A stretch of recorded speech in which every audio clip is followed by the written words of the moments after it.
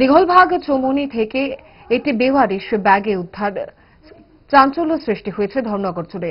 ধর্মনগরের দিঘলভাগ চৌমুহনীতে স্বপন নাথ নামে এক ব্যক্তি একটি ব্যাগ পেয়ে ধর্মনগর থানার পুলিশের হাতে তুলে দেয়। ব্যাগের মধ্যে একটি মোবাইল, কিছু বাংলাদেশি টাকা এবং কিছু ইউরো পাওয়া যায়। দীর্ঘ সময় অপেক্ষার পরেও এই ব্যাগের মালিকানা কেউ দাবি না করায় চাঞ্চল্যের সৃষ্টি হয়েছে। গত কয়েকদিন আগেও বহু লক্ষ টাকা সহ একটি ব্যাগ উদ্ধারের চাঞ্চল্য এখনো ধর্মনগরবাসী মনে রেখেছে। ধর্মনগর থানার পুলিশ জানিয়েছে এখনো পর্যন্ত কেউ ব্যাগের মালিকানা দাবি করতে আসেনি। দিঘলবাগ চৌমুহনীর গেলে একজন স্বপন নাথ করে রাস্তার মধ্যে একটা ব্যাগ পাইছে, ব্যাগটা নিয়ে আইয়া তার হাতে জমা দিছে। এটার মধ্যে একটা মোবাইল আছে, একটা ব্লুটুথ আছে, বাংলাদেশে কিছু টাকা এবং ইউরো টাকা ব্যাগটা জমা দিয়ে দিয়েছে। এখন পর্যন্ত কেউ আসে নাই? এখন পর্যন্ত এটা মালিক বাইরেছে, বাকি কোনো খবর করছে না।